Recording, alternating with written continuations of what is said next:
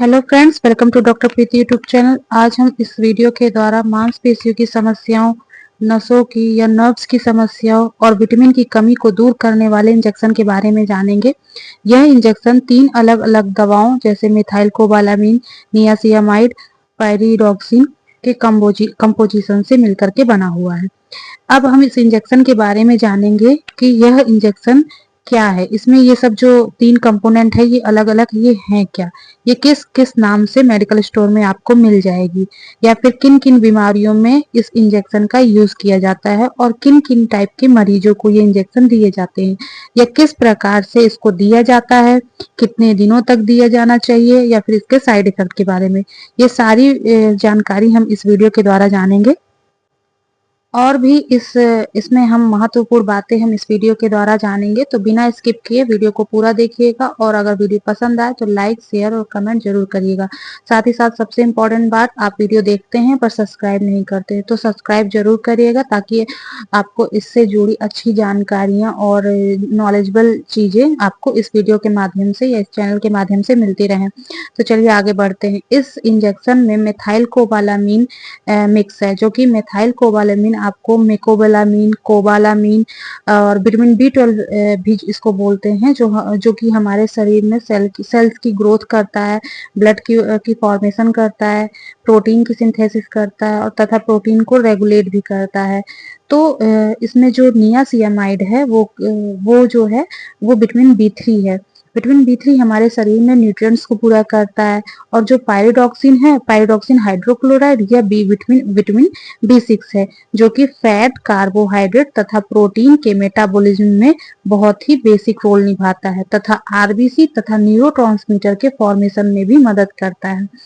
यह injection vitamin के injection हैं, जो कि हमारे शरीर को एक बेहतर बनाने में, हमारे शरीर में सारी विटामिन की कमियों को दूर करने में बहुत ही अच्छा काम में आता है। इसी कारण से इस इंजेक्शन को उस समय लेते हैं या उस समय डॉक्टर प्रिस्क्राइब करते हैं जब हमारा शरीर फैट, कार्बोहाइड्रेट तथा प्रोटीन मेटाबॉलिज्म नहीं करता, यानी कि हमारे शरीर में हम खा पी रहे हैं लेकिन हमारे शरीर को एनर्जी नहीं मिल रही अच्छे से, ये सारी प्रोटीन, फैट, कार्बोहाइड्रेट ये शरीर में एब्सॉर्ब नहीं हो रहा है, अवशोषित नहीं कर पा रहा है हमारा शरीर। तो उस टाइम पे आपको डॉक्टर विटामिन B12 का इंजेक्शन रिकमेंड करते हैं। तो इसके अब जान लेंगे हम इसके स्ट्रेंथ के बारे में। स्ट्रेंथ की बात करें तो इसमें मिथाइलकोबालामीन 1500 माइक्रोग्राम और नियासिनामाइड 100 mg और पायरिडॉक्सिन हाइड्रोक्लोराइड 100 mg, ये इतना मिक्स है। अब हम इसके कुछ पॉपुलर ब्रांड के बारे में जान लेते हैं।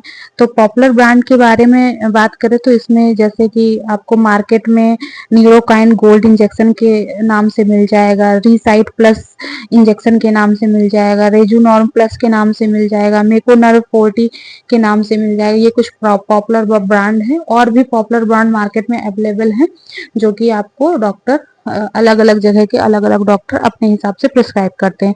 अब हम इसके यूज के बारे में जानेंगे। तो विटामिन की कमी को दूर करने के लिए तथा कुछ बीमारियां जैसे कि न्यूट्रिशनल डिफिशियंसी हो जाती है शरीर में, तो शरीर में कमजोरी और इम्यूनिटी कमजोर हो जाती है, थकान थकान सी लगता है, हाथ पाँव में दर्द होता है, मांसपेशियों में दर्द होता है, भूख नहीं लगती।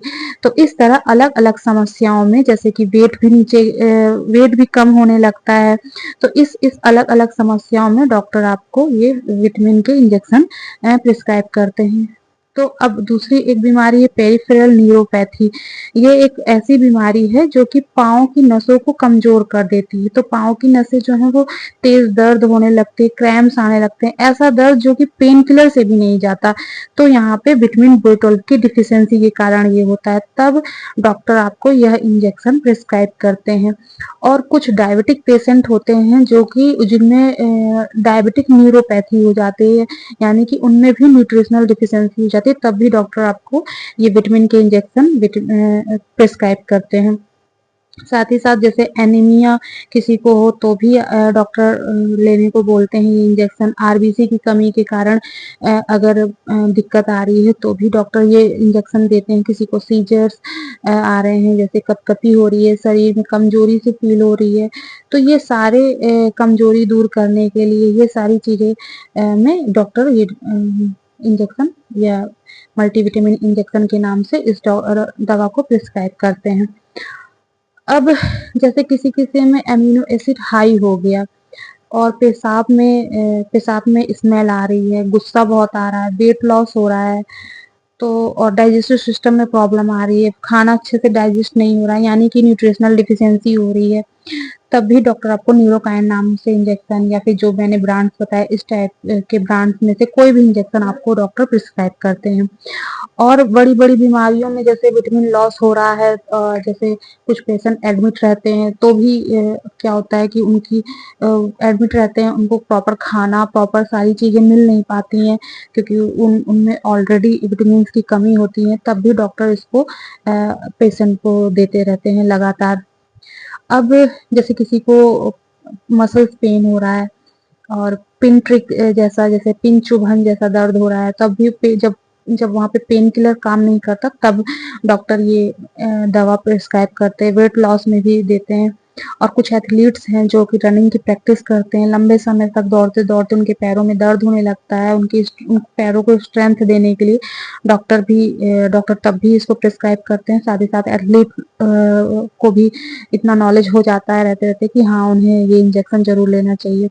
अब हम जान लेते हैं इसके साइड इफेक्ट के बारे में। तो साइड इफेक्ट में इसमें देखा गया है जैसे किसी किसी को दस्त हो सकता है, कॉन्स्टिपेशन हो सकता है, हेडेक यानी सर दर्द हो सकता है, डाइजेस्टिव सिस्टम में प्रॉब्लम आ सकती है, पेट दर्द हो सकता है, या फिर इंजेक्शन लगते ही नमनेस फील हो सकती है हाथ पैरों में, यानी कि सुन्नपन आ सकता है।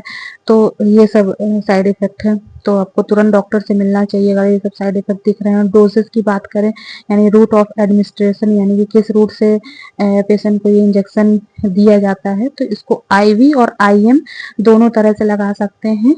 यानी इंट्रावेनस अगर लगाते हैं तो डाइल्यूट करके इसको इन्फ्यूजन द्वारा यानी ग्लूकोज की बोतल में इन्फ्यूज कर देते हैं। जनरली इसको आरएल या एनएस में दिया जाता है, लेकिन अगर कमजोरी है, किसी को बहुत ज्यादा कमजोरी है, तो इसको डीएनएस में भी मिक्स करके दे सकते हैं। लेकिन इस यहाँ पर एक बात का ध्यान रखना बहुत जरूरी है, यदि कोई डायबिटिक पेशेंट है तो डीएनएस में नहीं दिया जाता ये न्यूरोकाइन इंजेक्शन, तब इसको आरएल या एनएस में ही मिला करके देना है। और अगर हम इसको आईएम दे रहे हैं किसी पेशेंट को, नॉर्मली कोई पेशेंट आता है ओपीडी में, उसको प्रॉब्लम बताता है, उसको फील होता है कि हाँ इसको कमजोरी है, तो डॉक्टर इसको हिप में 2 ml की क्वांटिटी में लगाने के लिए बोलते हैं। तो ये थी इसकी डोजेस। और वैसे नॉर्मल डोज इसकी ओडी होती है, यानी कि दिन में एक बार इसको लिया जाता है।